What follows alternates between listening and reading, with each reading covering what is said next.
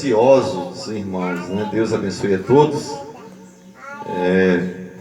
Com muita alegria que nós estamos aqui hoje, nos reunindo, né?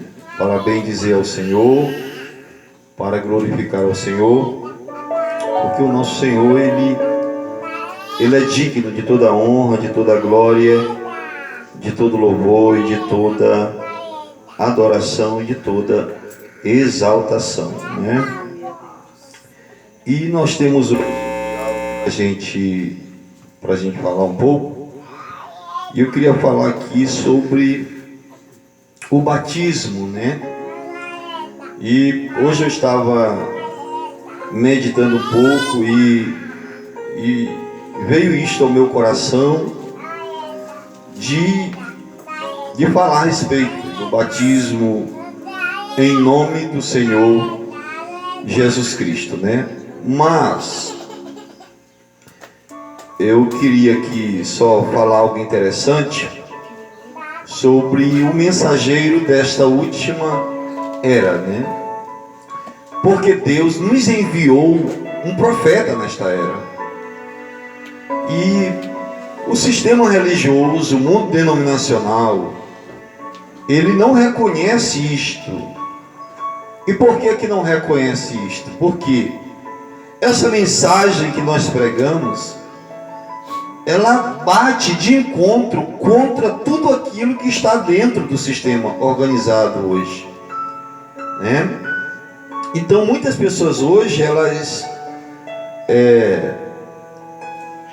querem servir a Deus, têm sinceridade em seus corações, mas nenhuma pessoa pode servir a Deus fora de sua palavra, crendo em algo contrário àquilo que as Escrituras diz, né?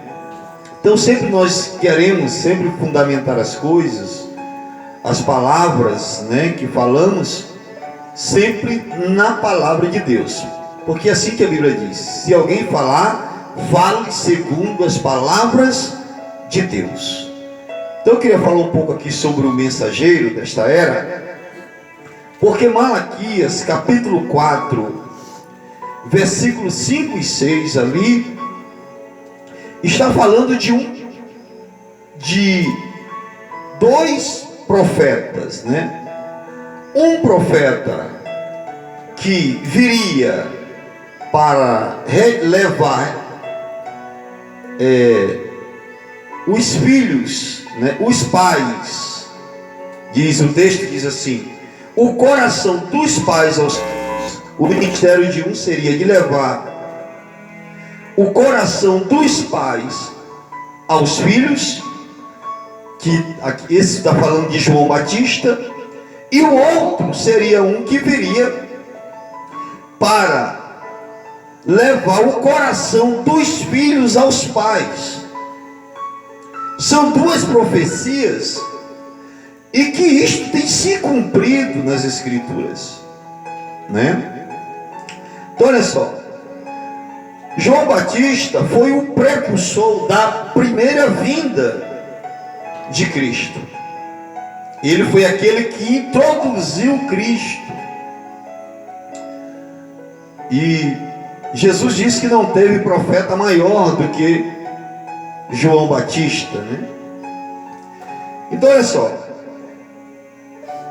então João Batista veio para introduzir Cristo. Foi ele mesmo que batizou o Senhor Jesus lá no Rio Jordão. Foi ele mesmo que teve a visão e viu o Espírito Santo vindo sobre o Senhor Jesus ali. E a Bíblia diz que aquele que mandou ele batizar, diz que aquele em quem ele visse o Espírito Santo descer, seria aquele que batizava com o Espírito Santo. No caso seria o Senhor Jesus Cristo. E o outro, a mensagem do outro profeta, precursaria a segunda vinda de Cristo. O profeta, ele não é o precursor, a sua mensagem que veio através dele precursaria seria a precursora da segunda vinda de Cristo. Então olha só, então nós percebemos aqui que Malaquias capítulo 4, 5, 6 diz assim: e eis que eu vos enviarei o profeta Elias, antes que venha o grande e terrível dia do Senhor, e ele converterá o coração dos pais aos filhos, e o coração dos filhos aos pais, para que eu não venha e vire a terra com maldição. Então olha só, e nós lemos aqui essa escritura, né? E aqui, como eu já citei para os irmãos, fala de dois precursores. Lá em Lucas, no capítulo 1, versículo 17, quando lá tem uma outra escritura também, e essa escritura fala justamente quando o anjo vem a Zacarias, aparece a Zacarias, e olha só o que ele vai dizer aqui. E diz assim: irá João Batista, está falando de João Batista, diante dele, aqui está falando do Senhor Jesus Cristo, no espírito e virtude de Elias, para converter o coração dos pais aos filhos, e os rebeldes à prudência do justo, com o fim de preparar o Senhor um povo bem disposto.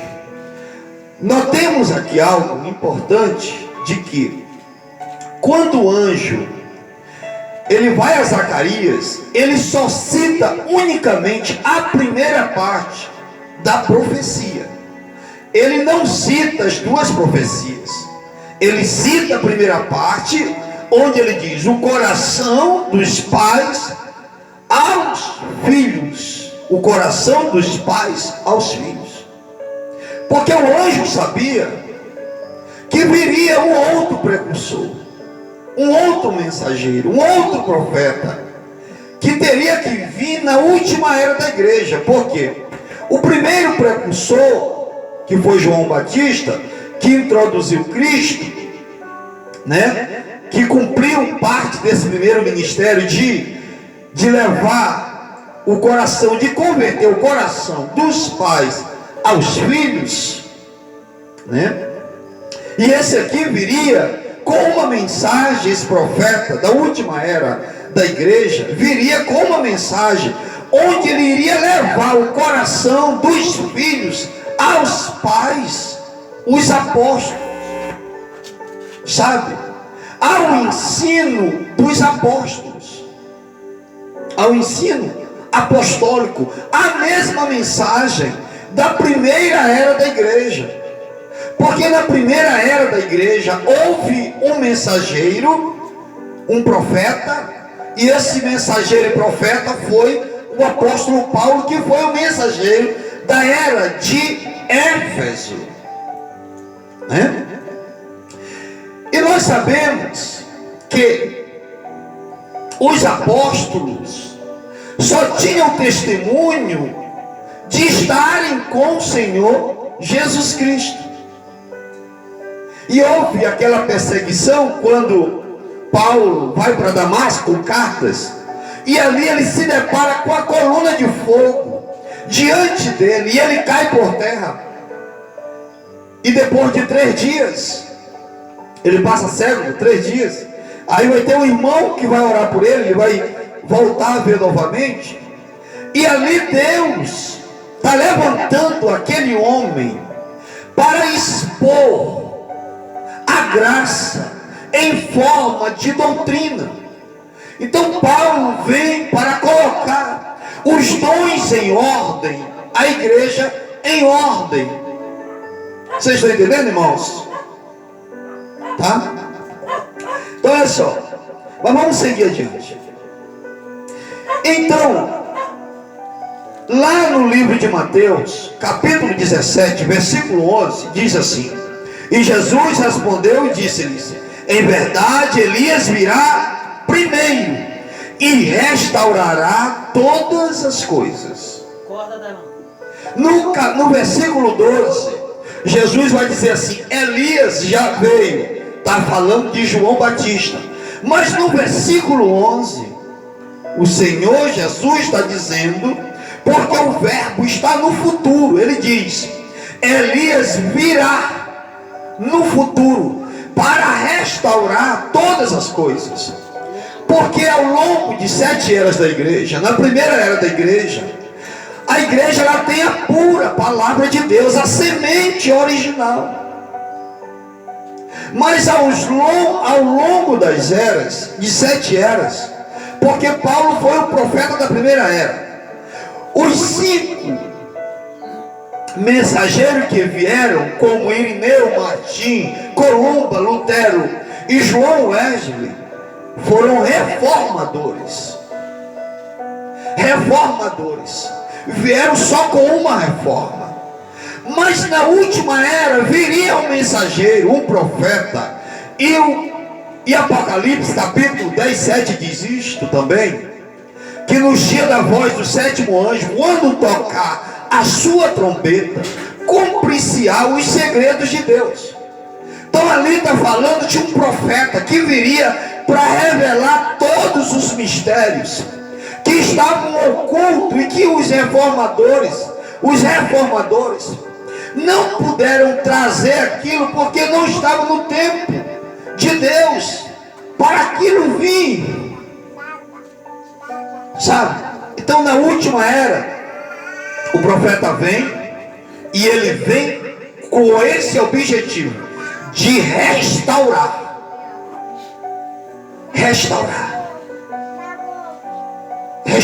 as coisas, trazer a palavra que ao longo das eras se perdeu, ao longo dos tempos, porque em cada era ela vai se tornar mais negra, mais escura, até chegar a um certo ponto onde na última era ela enegrece praticamente, mas ali na última era ainda há um risquinho de luz, sabe, que viria, que seria o mensageiro, que seria o profeta de Deus, com uma mensagem para nos levar de volta à fé apostólica, a fé dos nossos pais, os apóstolos, porque essa mensagem é para converter o coração dos filhos aos pais.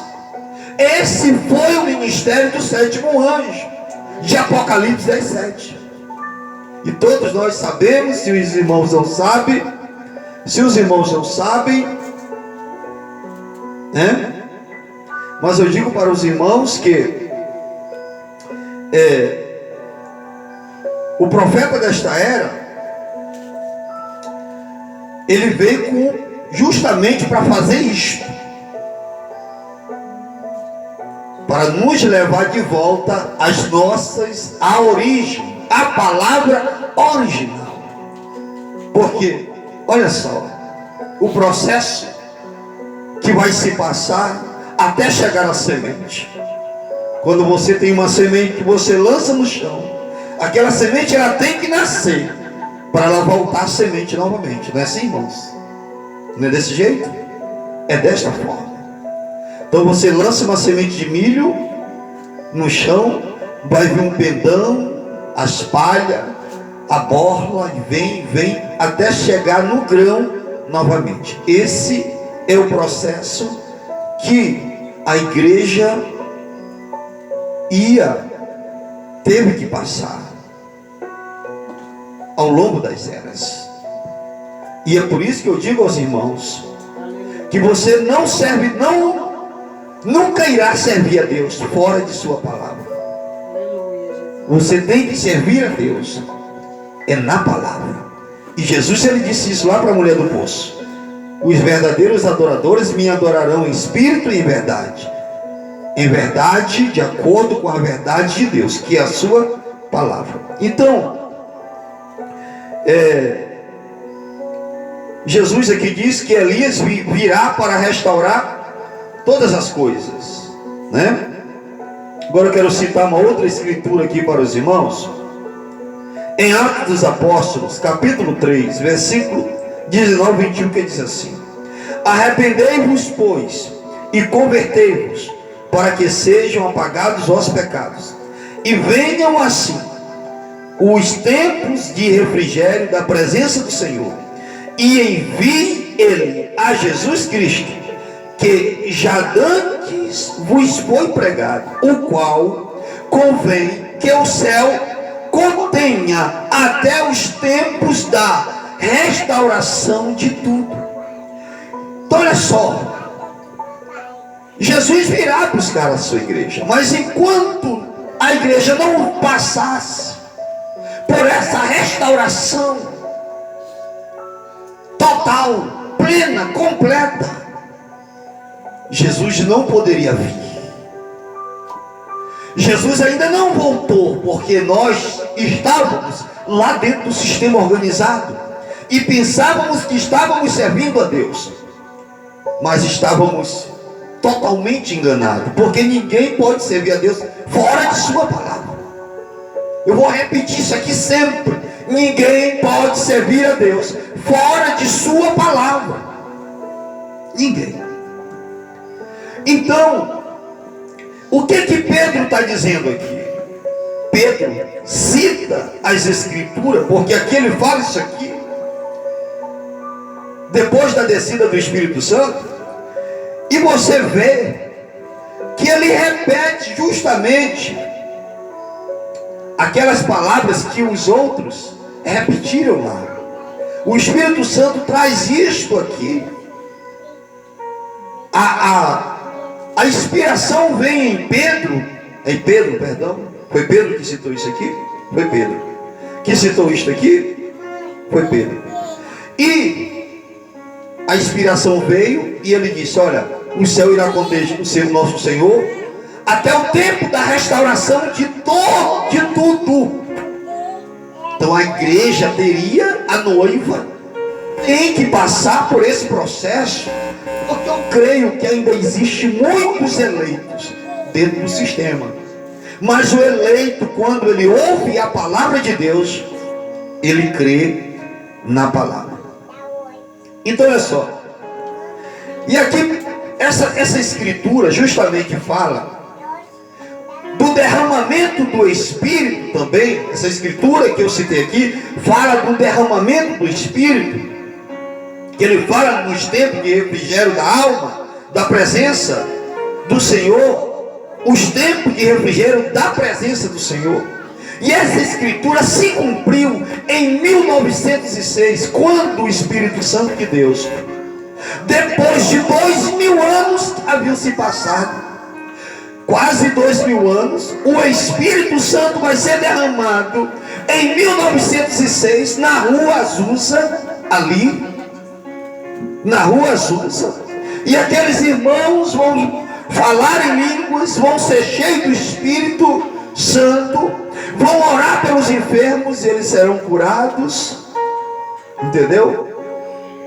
Mas quando dá isso em 1906, quando em 1956, quando o profeta ele pregou uma mensagem, eu não lembro, ele disse: o Espírito Santo saiu do meio dos pentecostais, porque um Pentecostes dura 50 anos.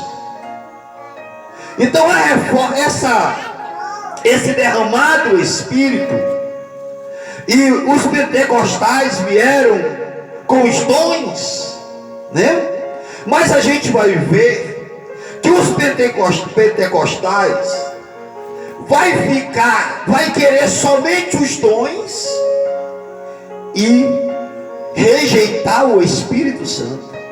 Eles vão receber o presente do Espírito, mas vão rejeitar o Espírito Santo, porque o dom do Espírito não é o Espírito, é o presente do doador do Espírito, né?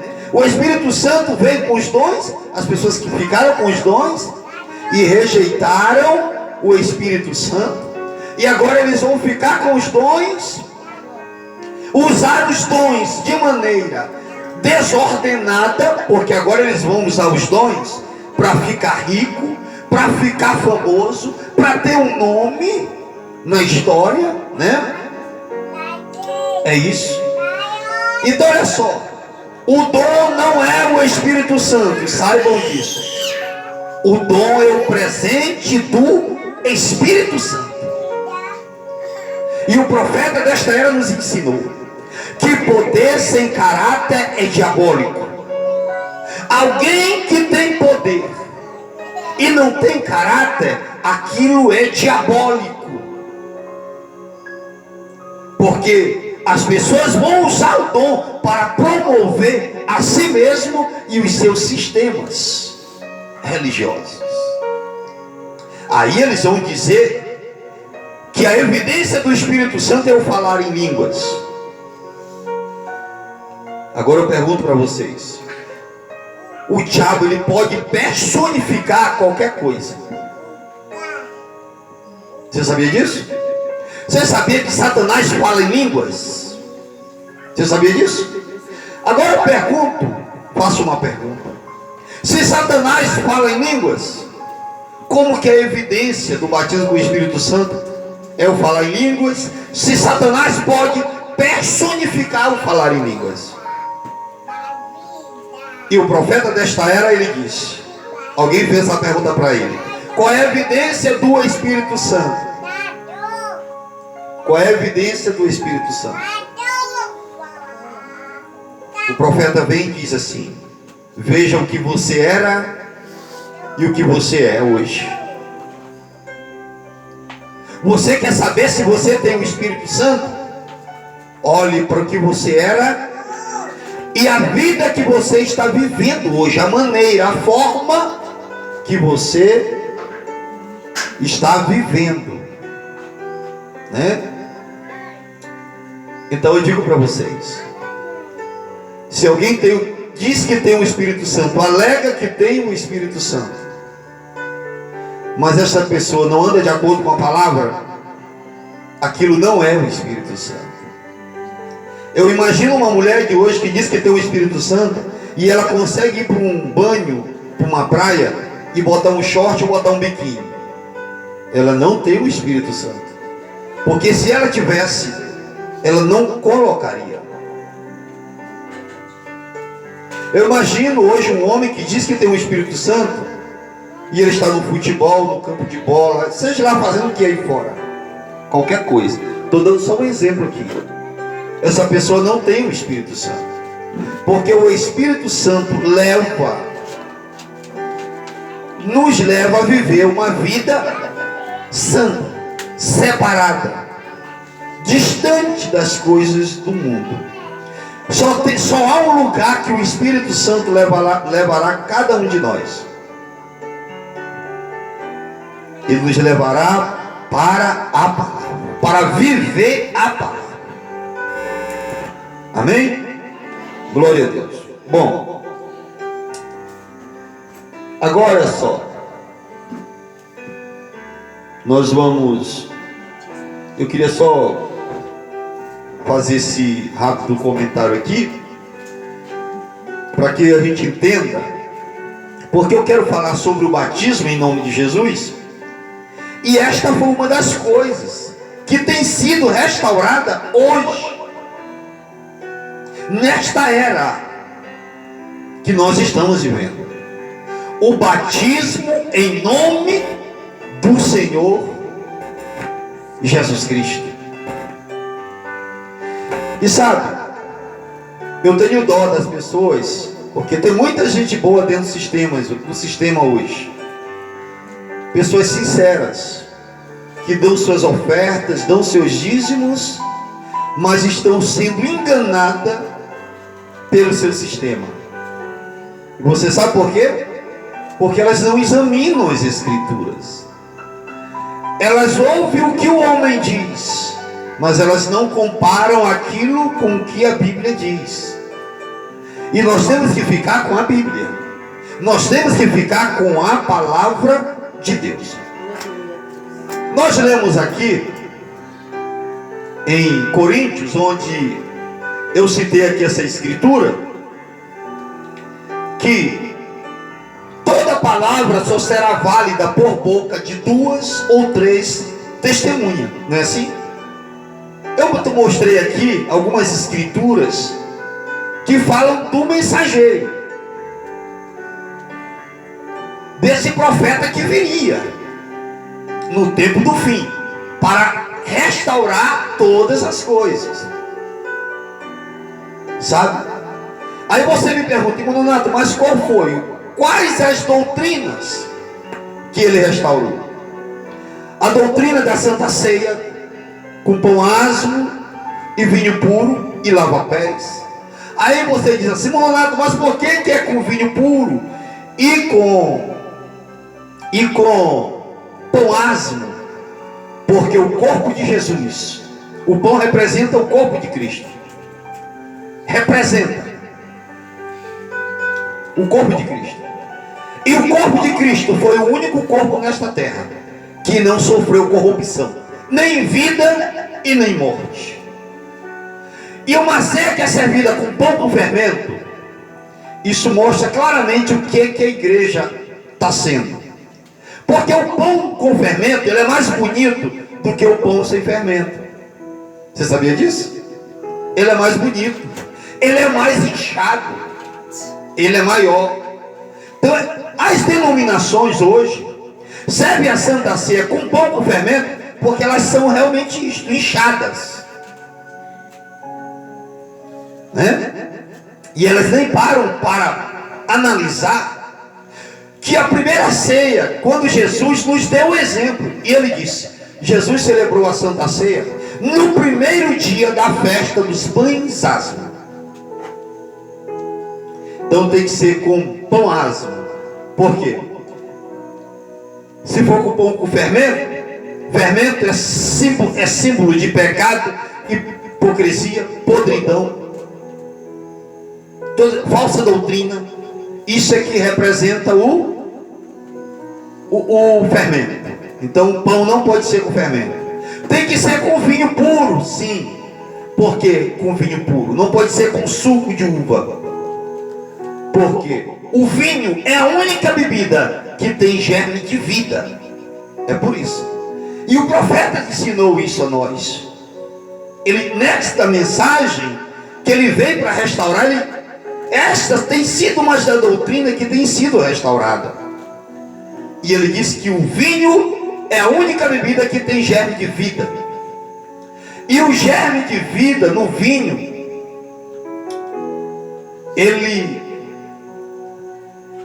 tem um processo onde todas as bactérias daquele vinho, elas são eliminadas. Tem um processo onde ele fermenta, que fermentar quer dizer transformar os açúcares em álcool. Mas não é esse álcool que você bebe aí, qualquer. Não. Esse processo que acontece no vinho, ele até serve para a saúde, não para estar bebendo em casa vinho. Não estou dizendo que você tem que beber vinho em casa, porque o vinho é só na ceia, só na Santa Ceia. Tá bom? Vocês estão entendendo, né?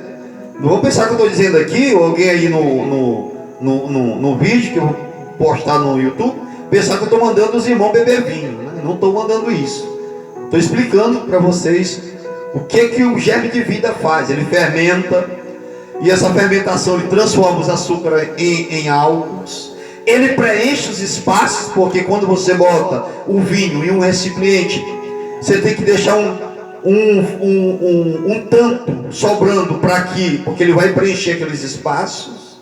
E tudo aquilo é figura do Espírito Santo em nós, porque o Espírito Santo elimina tudo que não presta em nós, e somente o Espírito Santo pode preencher os espaços em nossas vidas. Com lava-pés, porque Jesus nos deu o exemplo. Ele disse, é um mandamento, uma ordenança dele, uma ordem. Por quê? Ele nos deu o exemplo para mostrar que nenhum de nós aqui somos um maior do que o outro. Nós somos todos iguais. Ainda que eu esteja aqui com o ofício de pastor, de ministro do Evangelho, ainda que eu esteja aqui com esse ofício, mas eu não sou maior de nenhum de vocês. Vocês estão entendendo, irmãos? Então ele nos deu um exemplo para justamente isso. E assim como eu fiz, fazei vós também, ele disse. Então olha só, essa foi uma das doutrinas, né? A outra doutrina foi que a mulher não pode ensinar na igreja. Uma outra, eu já expliquei isso aqui por quê. Porque a mulher não tem germe de vida, ela não pode gerar uma vida. Quem tem germe de vida é o homem que lança a semente. E se ela não pode gerar no natural, ela não pode gerar no espiritual. E outras coisas mais que eu não quero argumentar muito aqui, que os irmãos posso falar em uma outra ocasião. Essa foi uma das também. Uma das outras foi sobre a doutrina da deidade. A doutrina da deidade, a doutrina trinitária, unicista e dualista. Porque a doutrina trinitária diz que Deus é triuno, um Deus em 3 pessoas. A doutrina unicista diz que Jesus é o seu próprio Pai, que Jesus é Deus mesmo. E o profeta desta hora ele diz: Jesus não é o seu próprio Pai. Jesus, ele é o Filho de Deus. E Jesus, ele tem um Deus que é o seu Pai. Bendito Deus e Pai de nosso Senhor Jesus Cristo. Tá, irmãos? E ele veio para dizer para nós que Deus, ele é Espírito infinito e invisível, que enche céus e terra. E que esse Deus tem um Filho, e esse Filho se chama Jesus Cristo, que é a imagem expressa de Deus, que é o reflexo de Deus, e que você não pode separar Deus de Jesus. Pois Jesus, ele diz: eu e o Pai somos um. Não sou eu que faço as obras, é o Pai que habita em mim. Aleluia, Deus. E a Bíblia diz lá no livro de Colossenses 2:9: nele habita corporalmente toda a plenitude da divindade. Então Jesus, a plenitude de Deus, da deidade, o Deus eterno. Porque Deus eterno é aquele que não teve princípio e não tem fim. Qual é a diferença entre Deus e Jesus, irmão Donato? O profeta desta era diz que só há uma diferença. Que só há uma. Só uma só. Não há diferença. Perdão, não há diferença. Somente que Jesus teve um princípio, teve um começo, quando logo sai de Deus. Porque os filhos, todo filho tem princípio. O profeta ensina isto. Amém? E a outra doutrina que ele veio restaurar também, que eu quero falar agora, sobre o batismo em nome do Senhor Jesus Cristo. E eu li aqui 3 escrituras para os irmãos. Eu li 2 Coríntios, capítulo 13, versículo 1. Li para os irmãos aqui Deuteronômio, capítulo 17, versículo de número 6. Está bem aqui. E li também Números, capítulo de número 35 e versículo 30, que diz assim, que essa escritura aqui diz: por boca de 2 ou 3 testemunhas será morto que houver de morrer, por boca de uma só testemunha não morrerá. Então olha só, toda a escritura só será válida por boca de 2 ou 3 testemunhas. E aí eu pergunto: aonde tem outro testemunho na Bíblia? Porque só há um testemunho, porque lá em Mateus, capítulo de número 18 e 19, diz, quando Jesus dá aquela ordem é a autoridade que ele está dando aos discípulos, para que eles batizem no nome. Mas quando aparece lá Pai, Filho e Espírito Santo, Pai não é nome, Filho não é nome e Espírito Santo não é nome. São títulos e ofícios do único Deus. Porque Na dispensação lá atrás, no Antigo Testamento, você vai ver Deus se manifestando como Pai. No Novo Testamento você vai ver Deus se manifestando no Filho, no ofício de Filho, porque Jesus não é um ofício, Jesus é o Filho de Deus, é a pessoa de Deus, a cópia exata de Deus, sabe? A representação exata do ser de Deus. Você poderia olhar para Jesus e dizer: é Deus. E por quê? Porque ele estava expressando tudo que Deus era. Tudo. Todas as qualidades, tanto quantitativas quanto qualitativas, estavam impressas em Jesus. Vocês estão entendendo, irmãos? Em Jesus. Agora olha só. Quando nós vamos para Marcos, você já não vê a Escritura lá mandando batizar no nome do Pai, Filho e Espírito Santo. Quando você vai para Lucas, você vai ver que lá no capítulo 24, parece que 47, se não me falha a memória, mandando-se pregar o evangelho de arrependimento no nome. E esse nome é o nome do Senhor Jesus Cristo. Então olha só, meus amados e queridos irmãos, eu queria detalhar isso aqui, pedir a graça de Deus para que Ele possa me ajudar para detalhar bem isto, para que as pessoas entendam. Aí alguém me pergunta: mas Jesus deu uma ordem lá. Bom, Ele deu a ordem, mas você vai ver que Jesus, depois que Jesus ressuscitou, Ele passou 40 dias com os discípulos. Isso está lá em Atos capítulo 1, se não me falha a memória. 40 dias. Depois de 40 dias, Ele passou durante 40 dias dando mandamentos, ensinamentos aos apóstolos. Quando Ele sobe aos céus, Ele subiu aos céus. 10 dias depois que Ele subiu, 10 dias depois, o Espírito Santo desce sobre a igreja no dia de Pentecostes. E Penta quer dizer 50, Penta quer dizer redenção, tem o significado de redenção. Redenção pelo poder. Então poder, o Espírito Santo vem sobre a igreja, porque Deus se manifestou como Pai lá na dispensação da paternidade, se manifestou na dispensação da filiação, no ofício de filho, né? Estando em plenitude no seu Filho Jesus, porque Jesus vai dizer assim: o Pai habita em mim, é Ele que faz as obras.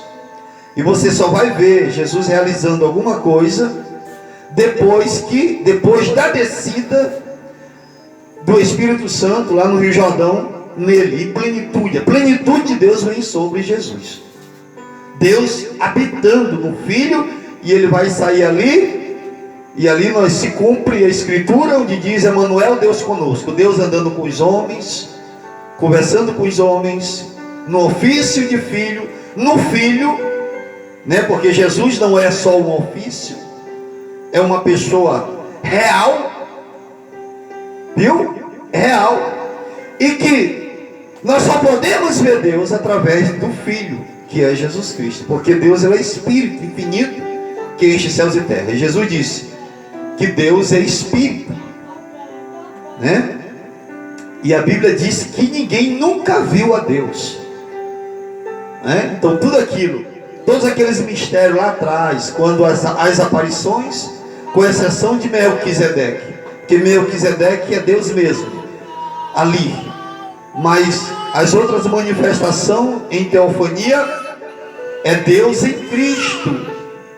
E o profeta desta era pregou uma mensagem: Cristo é o mistério de Deus revelado para nós, né?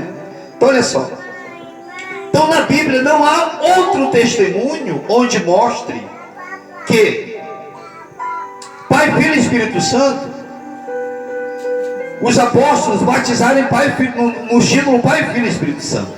Não há uma prática batismal na Bíblia no título Pai, Filho e Espírito Santo. Todas as práticas batismais na Bíblia foram em nome do Senhor Jesus Cristo.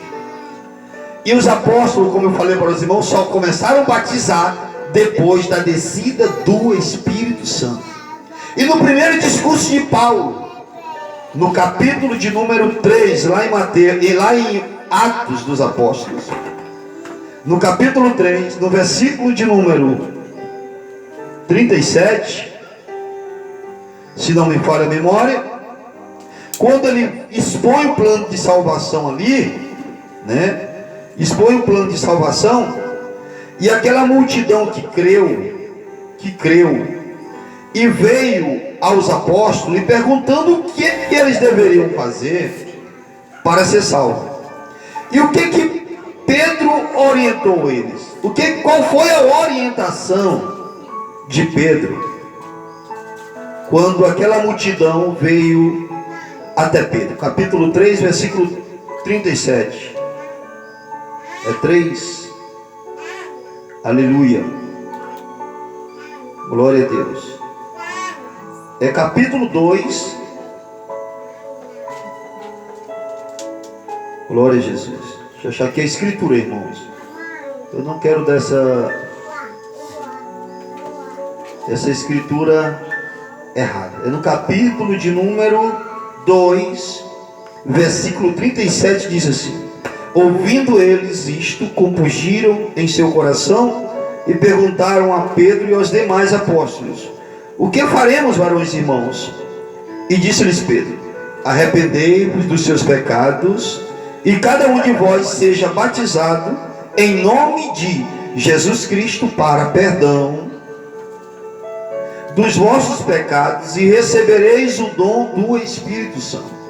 Então nós vemos que aqui todas as práticas batismais na Bíblia foram em nome do Senhor Jesus Cristo. Não houve uma prática batismal na Bíblia, nenhuma, se não foi em nome de Jesus Cristo. E aqui no capítulo 8, Filipe, batizando, mandando, orientando os irmãos. Olha só. No capítulo 8, o evangelho, quando chegou em Samaria, e Filipe ali pregando a palavra, diz assim: mas como cresce em Filipe, que lhes pregava acerca do reino de Deus e do nome de Jesus Cristo, se batizavam tanto homens como mulheres. Então, aqui eu já mostrei 2 testemunhos da Escritura, mostrando para a gente que o batismo é correto, é em nome do Senhor Jesus Cristo. É no nome. Nós temos que receber o nome de Jesus. Aí você diz: mas Nonato, é isso mesmo? É desse jeito? Eu digo: é, meu irmão. Você sabe por que é? Porque a única forma de você receber o perdão dos seus pecados é pelo nome, recebendo o nome sobre você. E você abre a Bíblia lá no mesmo livro, Atos capítulo 10, versículo de número 43, diz assim: e este dão testemunho todos os profetas, de que todos os que nele creem receberão perdão dos pecados pelo seu nome. Então uma pessoa não pode ser redimido dos seus pecados sem receber o batismo em nome do Senhor Jesus Cristo, porque você só recebe o nome no batismo. Para você ser batizado, você só é batizado no nome de Jesus se você crer que é assim. Vocês estão entendendo, irmãos? Isso é a palavra do Senhor. Então aqui, nesse mesmo capítulo 10, no versículo 48, quando Pedro vai à casa de Cornélio, porque aqui se trata disso também, quando Pedro expõe o plano de salvação, olha o que Pedro vai falar: e mandou que fossem batizados em nome do Senhor. Vocês estão entendendo, irmãos? Então nós vemos que a Escritura mostra claramente, porque se você pega Se você pegar aquela escritura lá de Mateus, capítulo 28, 18 e 19, elas levarão vocês escrituras, a estas escrituras. E eu já fiz isto. Eu peguei só aquela referência e eu cheguei a todas estas aqui. Eu cheguei à prática, à maneira correta de se batizar uma pessoa, de receber o batismo. E eu fico pensando que as pessoas estão tão cegas que elas leem essas escrituras, mas elas não conseguem ver isto, porque Deus precisa abrir o entendimento das pessoas para que elas entendam. E o Senhor Jesus, a gente percebe que tem que ser desta forma, porque justamente é assim que a Bíblia diz. Lá no livro de Lucas, no capítulo 24, versículo 45, diz assim, olha só: foi necessário que o entendimento dos discípulos se abrissem, para que eles compreendessem as escrituras. E você abre lá em Lucas, capítulo 24, 45, diz assim: então abriu-lhes o entendimento para compreender as escrituras. Foi necessário que o entendimento dos apóstolos se abrissem. E eles chegaram a esse entendimento, por quê? Que eles chegaram? Porque eles entenderam, eles chegaram a entender, eles tiveram a revelação do nome de Deus. Do nome. Porque Deus tem um nome. Você sabia disso? Que Deus tem um nome? E esse nome Ele deu ao seu Filho